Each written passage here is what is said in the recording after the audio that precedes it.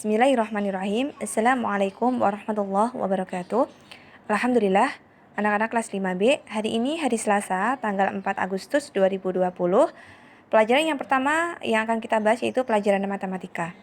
Pada video kali ini, Ibu akan membahas tentang pengurangan berbagai bentuk pecahan.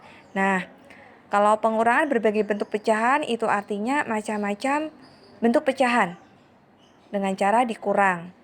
Baik persen dikurang desimal, pecahan campuran dikurangin pecahan biasa, desimal dikurangin persen, desimal dikurangin pecahan biasa, dan lain sebagainya ya. Nah, langsung aja ya anak-anak ya. Sebelumnya kan kita udah pernah nih bahas tentang pengurangan berbagai bentuk pecahan.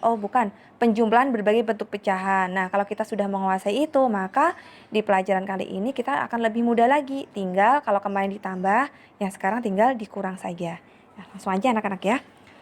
Contoh yang pertama. Nggak kelihatan. Udah.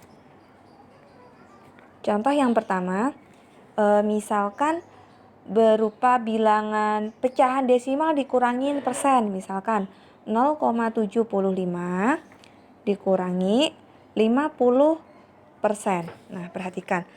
Bilangan yang pertama itu merupakan bilangan desimal. Bilangan yang kedua merupakan bentuk persen. Nah, 50% ya. Langkah yang pertama adalah kita harus menyamakan bilangan tersebut biar seragam. Nah, caranya bagaimana? Kita rubah dulu yang persennya menjadi pecahan desimal. Caranya bagaimana, Bu? Nah, kita tulis terlebih dahulu. 0,75 tetap kita tulis, dikurang 50% itu artinya 50 per 100. Yang namanya persen itu pasti per 100 ya. Kalau sudah 0,75-nya tetap kita tulis, dikurang. Perhatikan baik-baik. 50 per 100 ini kalau dibikin desimal bagaimana caranya? Perhatikan ya. Di belakang itu ada angka, ada 0. Bawah juga ada 0. Kita coret aja. Fungsinya ini untuk menyederhanakan. Nah, menjadi 5 per 10. 5 per 10 ini kalau dirubah menjadi bilangan desimal, itu menjadi 0,5. Perhatikan baik-baik. Jika per 10, itu di belakang koma harus ada satu angka. Jika per 100, maka di belakang koma harus ada 2 angka, dan seterusnya ya. Selanjutnya, kalau sudah sampai di tahap ini, langsung aja kita kurang. 0,75 dikurang di sini 0,5. Jangan lupa koma lurus koma. Nih, koma harus lurus koma. Nah, kalau sudah 5 langsung diturunin. 7 dikurangin 5, 2. 0. Menjadi 0,25. Berarti jawabannya adalah 0,25. Sudah ketemu. Gampang kan anak-anak? Nah, contoh yang kedua. Misalkan desimal dikurangin desimal. 0,75 dikurang 0,52 sama dengan, sama caranya menggunakan pengurangan bersusun. 0,75 dikurang 0,52, koma lurus koma. 5 dikurangi 2 dapat 3. 7 dikurangi 5 dapat 2. 0 kurangi 0, 0. Itu artinya jawabannya adalah 0,23. Gampang kan anak-anak ya? Udah sekali. Nah, selanjutnya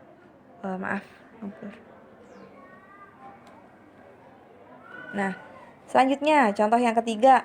Nanti biar kalian mudah mengerjakan soal-soalnya ya dan mudah memahami. Misalkan bilangan pecahan campuran dikurangin desimal. Misalkan 6/1/4 dikurangi 0,25. Nah, perhatikan baik-baik.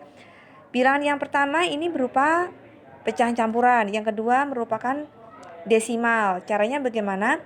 Kita mengubah menjadi pecahan biasa dulu.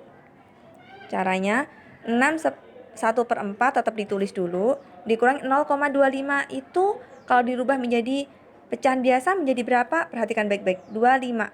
0,25. Angka yang hidup itu adalah 25. 25-nya ditulis. Per. Di belakang koma ada 2 angka. Itu artinya per 100. Kalau di belakang koma 3 angka artinya per 1000. Dan seterusnya ya. Nah, kalau sudah, kita rubah dulu. Ini kan pecahan campuran. Ini pecahan biasa. Kita rubah pecahan campuran menjadi pecahan biasa. Bagaimana caranya? 4 dikali 6, 24. 24 ditambah 1, 25 per 100. Kok per 100? Per 4. Maaf.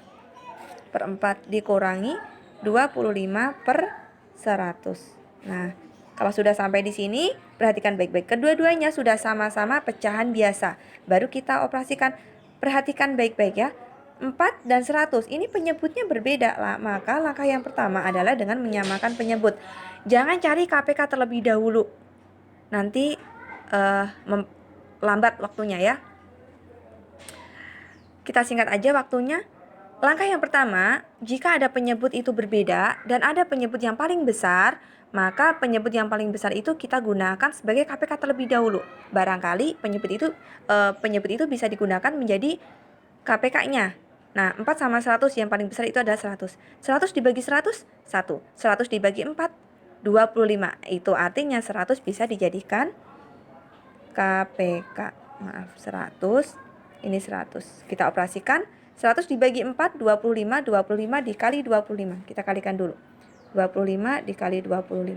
5 dikali 5, 25. Terus 2 nyimpen 2. 2 kali 5, 10. Ditambah 2, 12. 5 dikali 2, 10. Nyimpen 1. 2 kali 2, 4. Tambah 1, 5. 5, 2, 6. Berarti 625. 100 dibagi 100, 1. 1 dikali 25, 25. Nah, kalau sudah sampai di tahap ini, kita pakai garis bagi panjang. 600 dikurangin 25, dikurangin 25 per 100. Sama dengan 625 dikurangin 25, 600 per 100. Nah, bagaimana cara menyederhanakannya? Perhatikan baik-baik. Ingat ya, kalau atasnya ada 0, bawah ada 0, letaknya paling belakang kita coret. Atas coret 2, bawah juga harus coret 2. 6 per 1 itu artinya 6. Nah, sudah ketemu jawabannya. Gampang anak-anak ya. Nah, misalkan, Bu Sofi bikin contoh lagi deh.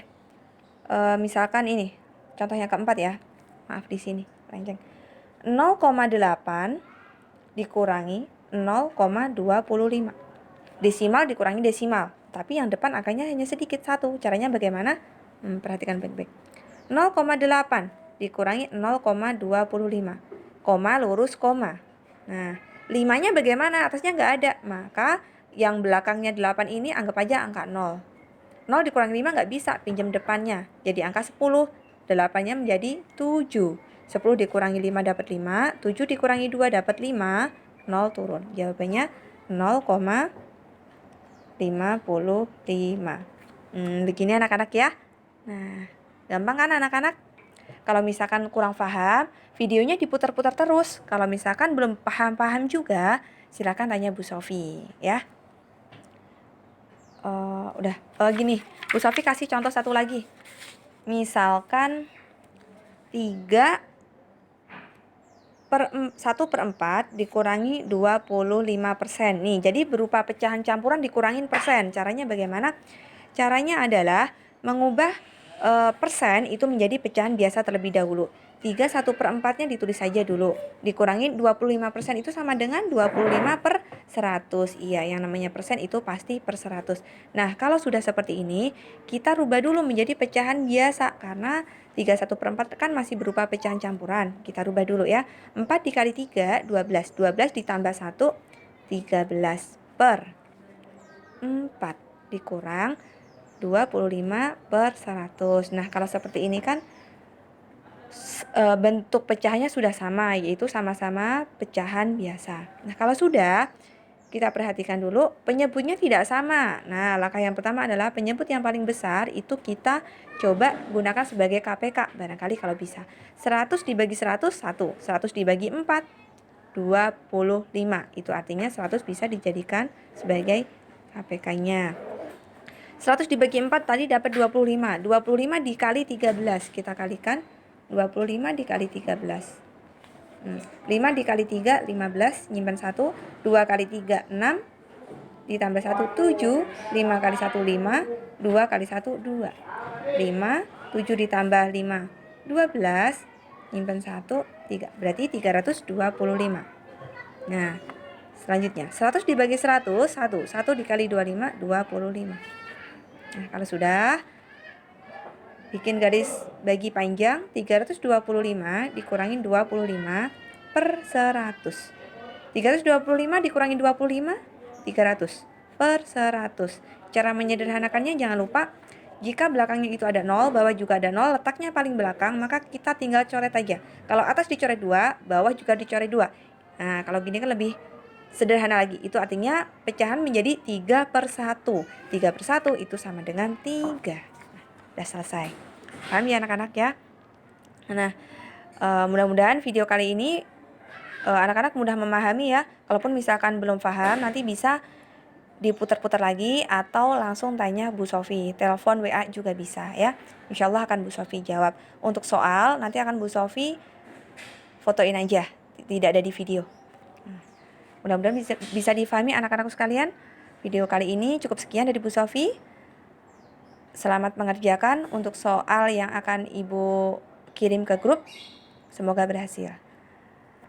Cukup sekian video dari Bu Sofi. Assalamualaikum warahmatullahi wabarakatuh.